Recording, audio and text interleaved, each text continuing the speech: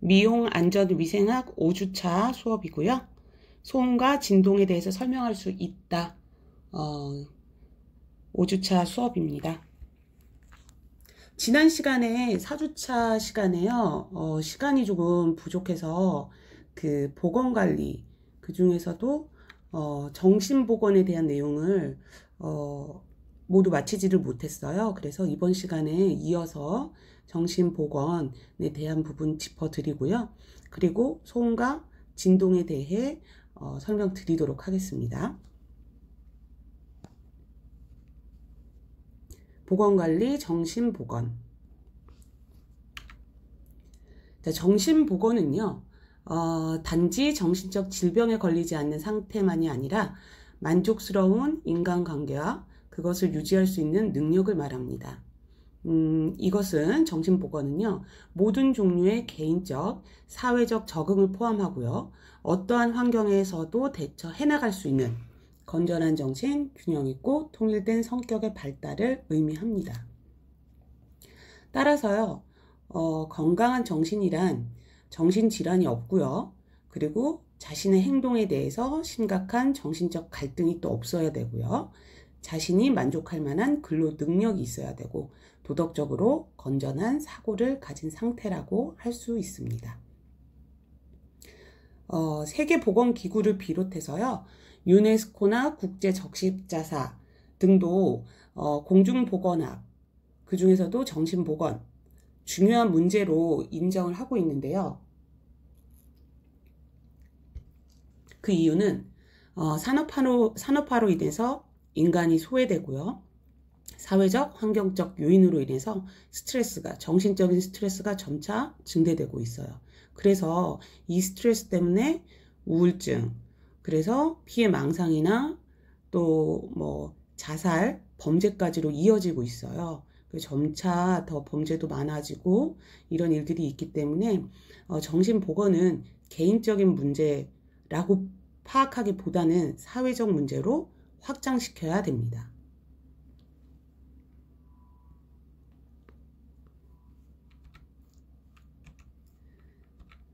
자, 따라서요, 사회적으로 확장시키되 개인은 정신적으로, 개인적으로도 예방을 해야 하고요. 그리고 사회와 연계해서 개인과 사회의 건전한 정신 기능을 유지시켜야 할 것입니다. 그리고 장애를 적절하게 치료하고요. 정상적인 사회생활로 복귀시키는 것을 정신보건의 목적으로 보고 있습니다. 그러면 정신기능에 장애가 온 상태, 즉 정신질환의 원인은 과연 뭘까요? 사실 정확하게 정신기능의 장애, 그 원인을 정확하게 밝히기라는 쉽지는 않습니다. 그래서 여러 가지 보고들이 있는데요. 정신장애를 딱 한 가지의 원인으로 정신장애가 꼭 한 가지의 원인만으로 일어난다라고 보기엔 좀 어렵고요. 유전적이거나 또 선천적 또는 기질적인 요소들이 아주 다양하게 얽혀서 환경적, 심리적 요소들의 상호작용을 통해서 생기게 되고요. 그 주요 원인들을 한번 분류해 봤어요. 첫 번째는 유전적인 원인, 두 번째는 신체적인 요인, 세 번째는 기질적인 요인, 네 번째는 심리적인 원인, 다섯 번째 문화적 원인. 이렇게 5가지로 한번 나눠봤습니다. 자, 쌍둥이가요, 일란성이 있고 이란성이 있습니다. 일란성은 조금 많이 비슷하게 거의 같다라고 볼 정도로 똑같이 생긴, 비슷하게 생긴 쌍둥이를 말을 하고요. 이란성은요, 남자, 여자 또는 여자여도 좀 많이 다르게 생기고, 키도 다르고, 외모도 다르고, 그리고 아니면 성별이 다르다거나 이런 쌍둥이들을 이란성 쌍둥이라고 합니다. 그런데 이렇게 일란성, 굉장히 흡사하게 생긴 일란성의 경우 이란성보다 조울증이 발병했을 때 또는 정신분열증이 발병을 한쪽에서 했을 때요, 같이 그 정신질환이 발병하는 빈도가 이란성보다 높다라는 결과가 나왔어요. 그래서 이게 유전적인 요인이 정신질환의 원인이 아닌가 하고 보는 시각이 있습니다. 그리고 정신지체, 간질, 정신분열증, 공황장애 이런 것들도 유전적 경향이 있다라고 하는데 딱 유전적 요인 하나 때문에 발생을 한다, 발병을 한다라고 말하기에는 좀 무리가 있습니다.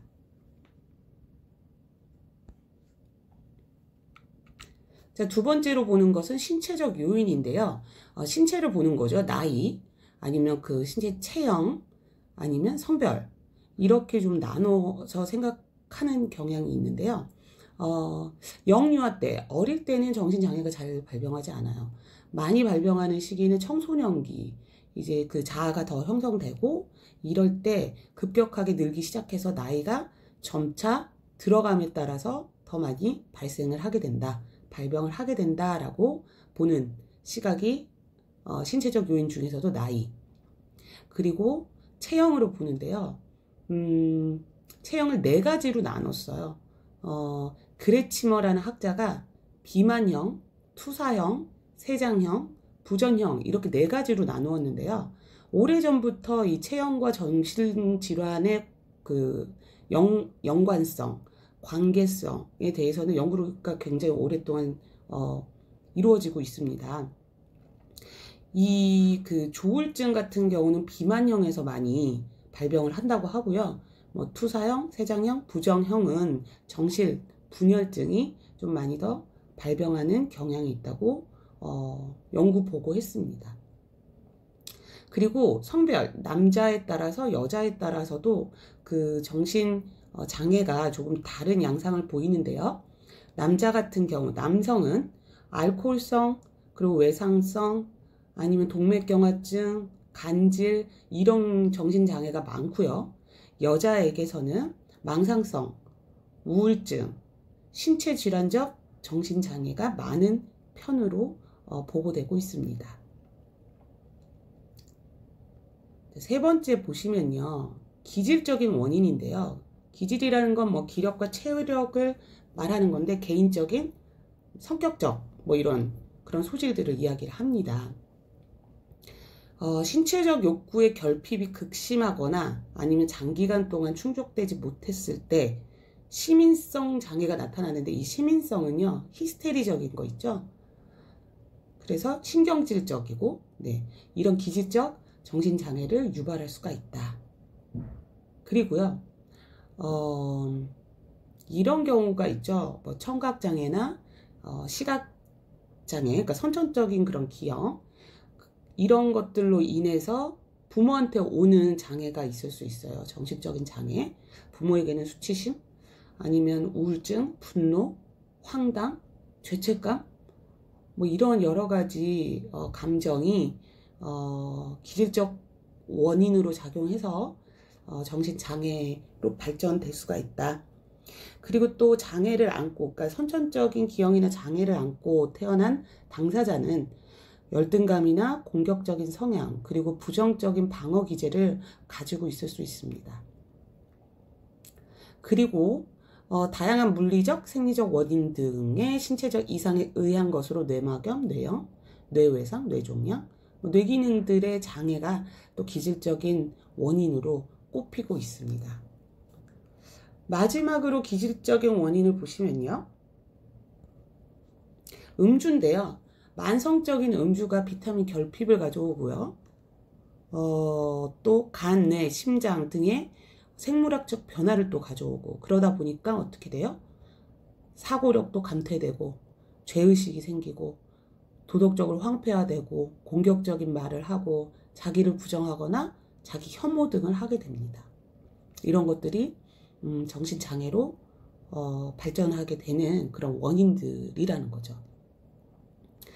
또 정신적인 질환으로 가는 이유 중에 하나, 원인 중에 하나가 심리적인 원인이에요.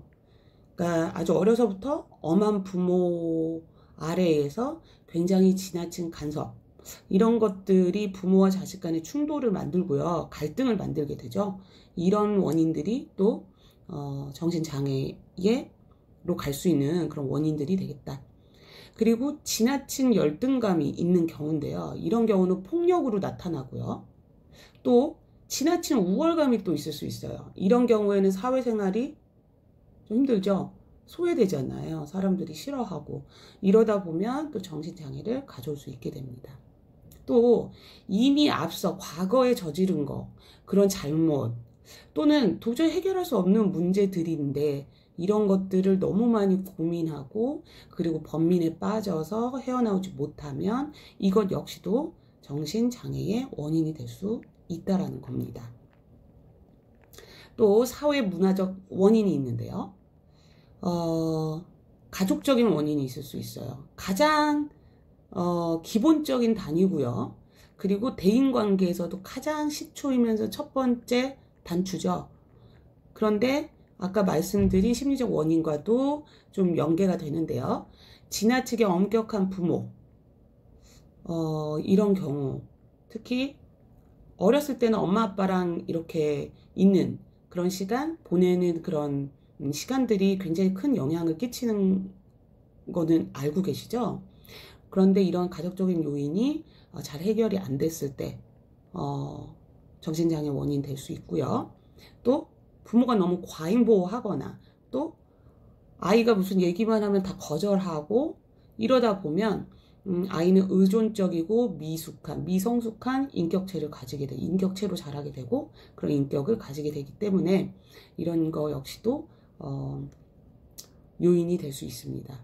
그리고 정신적, 신체적 질병, 또 가족 중에 한 명이 임신하거나 임신을 했는데 기형아나 질병이 있는 아이가 태어나거나 가족이 죽거나 또 생활의 변화 있죠. 이사를 간다거나 아무도 없는 곳에 이사를 간다거나 말이 안 통하는 곳에 이민을 간다거나 또 부모가 이혼을 한다거나 내가 이혼을 한다거나 별거 등의 가족 위기, 이런 가족 위기가 또 구성원들의 장애를 더 부추기게 됩니다.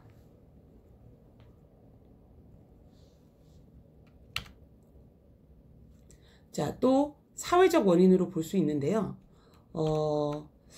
사회적인 요인에는 직업 있을 수 있죠. 그리고 일을 너무 많이 하는 거예요. 아니면 너무 조금 하는 거예요. 그리고 나의 사회적 지위, 그 다음에 경제 조건, 그 다음에 사회적 불안정, 이런 것들이 정신장애의 원인이 되기도 합니다. 사회계층이 낮을수록요, 히스테리적이고 정신질환적이고 정신분열증이 많다고 하고요. 그리고 사회계층이 높을수록 성격장애, 그리고 공포불안장애, 신경증, 강박장애, 뭐 이런 것들이 많다고 합니다. 문화적 요인으로 보면요, 각 민족의 풍습이나 나라에 따라 여러 가지로 나눠져요. 상대적 도덕관념인데, 그러니까 풍습이 다른 경우, 뭐 신발을 우리는 벗고 방에 들어가는데 뭐 서양은 신고 들어간다. 이 문화적 차이 때문에 뭐 이해가 안 되는 부분들, 그죠? 그래서 뭐 조소, 비웃음이죠. 죄책감, 수치, 이거를 어떻게 인식하는지와 밀접한 관계가 또 있다, 이렇게 보고 있습니다. 자, 그러면 우리가 지금까지 본 거는요, 정신질환이 생기는 이유, 원인에 대해서 봤습니다. 그렇다면 어떠한 정신질환이 있는지 그 종류에 대해서 한번 살펴보도록 할게요. 정신병 그 환자, 그러니까 정신질환을 앓고 있는 사람들 중에서 가장 큰 비율을 차지하는 게 정신분열증입니다. 이 정신분열증은요, 청소년기에 일반적으로 발병을 하고요. 그리고 만성적으로 진행이 쭉 됩니다. 원인은 밝혀지지 않았어요. 그런데 신경 전달 물질 시스템이 좀 이상해진 경우, 아니면 변연계가 뭐냐면요, 대뇌의 한 부위예요. 뭐 후각이나 아니면은 뭐 행동, 감정, 동기부여, 이런 것들의 그 중추 역할을 하는 대뇌의 한 부위인데요. 이 변연계가 조금 이상해졌다, 정상적이지 않다, 이런 것들에 가장 큰 힘을 싣고 있어요. 그 원인을. 네.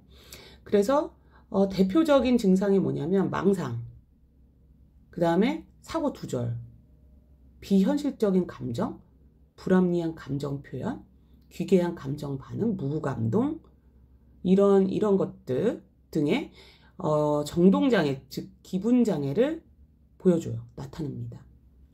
환각이나 환청, 환시 이런 것도 경험하게 되고요. 대인관계를 자꾸 피하려고 하고요. 판단 능력이 없어집니다. 부모 중에서요. 정신분열증이 있는 경우 자녀는 약 10% 같은 질환이 발생한다고 보고되고 있어요.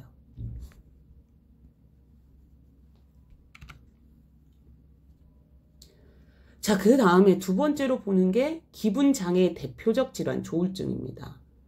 뭐 이거는 농담처럼 아마 친구들끼리도 너 조증이야? 너 우울증이야? 지금? 뭐 이렇게 얘기를 해서 알고도 대충 알고 있으실 거예요. 조울증은 흥분 상태인 조증, 그 다음에 캄해지는 거죠. 다운되는 우울한 상태인 우울증으로 나뉘고요. 이 두 감정이 교대로 왔다 갔다, 조증이 왔다가 우울증이 왔다 이러기도 하고요. 조증 이렇게 오다가 또 우울증 오거나 이렇게 교대로 또는 한 가지 증상이 반복적으로 나타나기도 합니다. 조증이 왔을 때는요, 기분이 들뜨고요, 과대망상을 하고요, 쉬지 않고 많은 행동을 해요. 활동을 합니다. 근데 생산적인 활동은 못해요. 그러니까 나 자신에게 또는 사회에게 손해를 입히기도 합니다. 또 우울기인 우울증일 때는요, 반대로 우울하죠. 무기력하고 무력하고 절망스럽고 자기 비하에 빠지고요. 그 의욕 자체가 없어지니까 뭐 여러 가지 뭐 생각들을 하지만 뭐 자살을 시도하신 분들, 뭐 그런 분들에게 조울증이 많이 나타난다고 해요.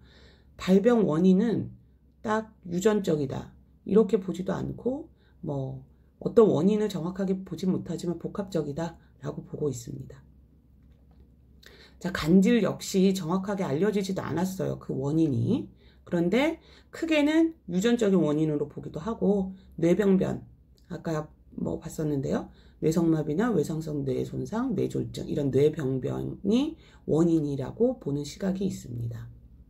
주로 발작을 일으키게 되죠. 경련을 일으키게 됩니다. 그리고 의식을 상실해요. 그러니까 정신이 없어지는 거죠. 그래서 많은 발작을 일으키기 때문에 발작 중에는 옷을 좀 느슨하게 해서 호흡을 좀 편안하게 해주셔야 되고요. 그리고 될 수 있으면 눕힙니다. 갑자기 또 어떤 식의 형태로 발작을 하면서 신체를 움직일 수 있기 때문에 주위에는 위험한 물건을 좀 치워두시는 게 좋겠습니다.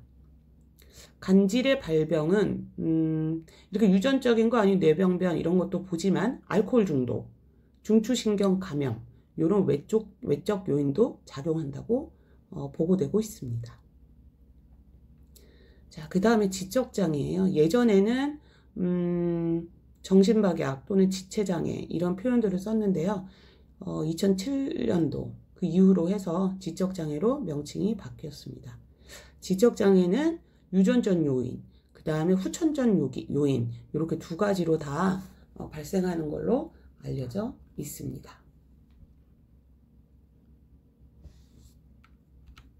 다음은 신경증이에요. 신경증은 불안장애거든요. 심리적인 요인이죠. 그래서 히스테리적이고 그 다음에 강박신경증, 불안신경증, 우울신경증 이런 것들이 있어요. 심리적으로 불안한 상태이기 때문에요. 일상생활이 좀 어렵고요. 불안하잖아요. 계속. 그리고 다른 사람을 만나는 것도 계속 불안하기 때문에 대인관계도 문제를 가져올 수 있습니다. 자, 마지막으로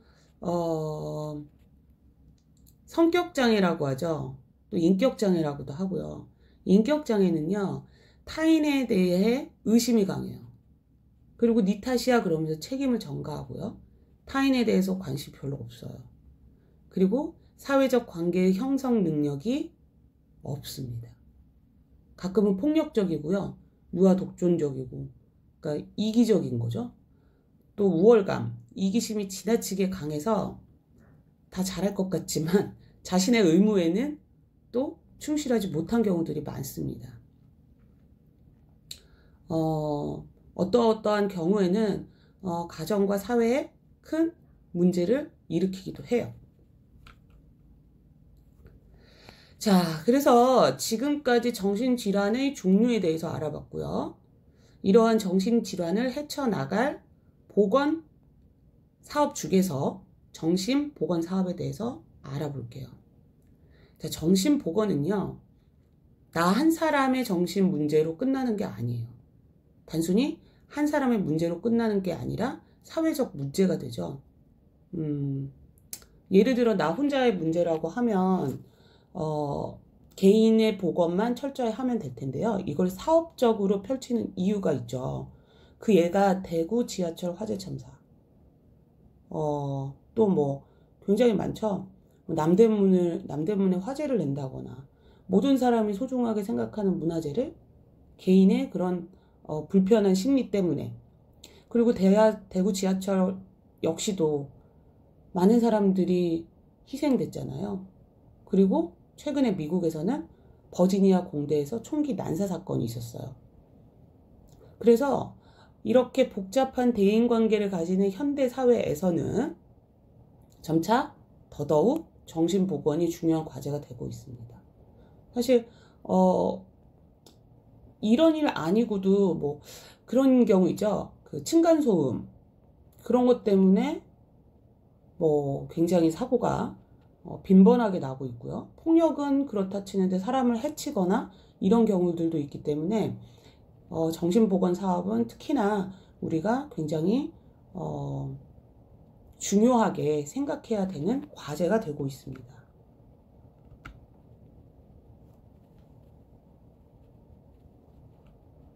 그래서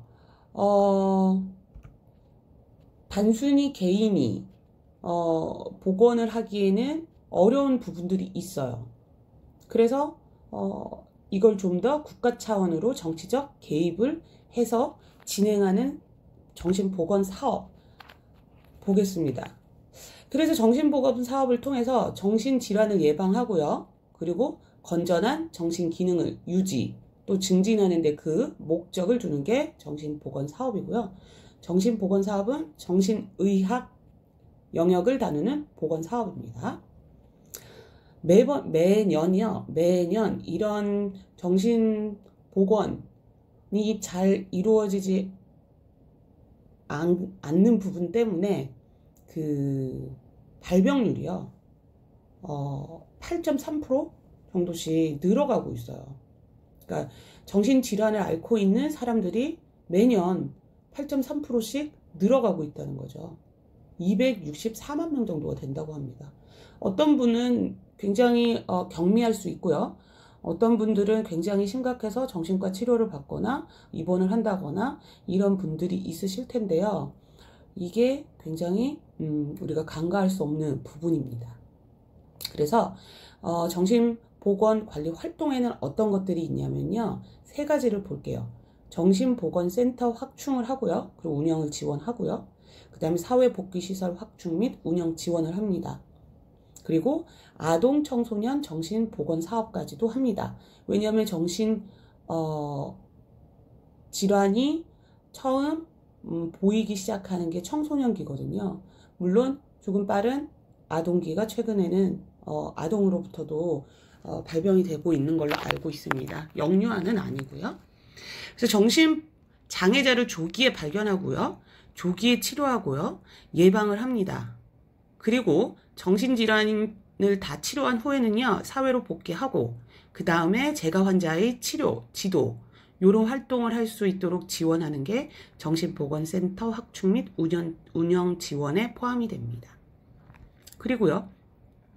일상생활에 적응, 그러니까 사회로 복귀하는 거죠. 일상생활에 적응할 수 있도록 훈련시키고 직업훈련 등, 그리고 주거환경, 주거공간도 제공하고 있는 사회복귀시설 확충 및 지원 사업에 포함이 됩니다. 또 아동 청소년 보건 사업에는요.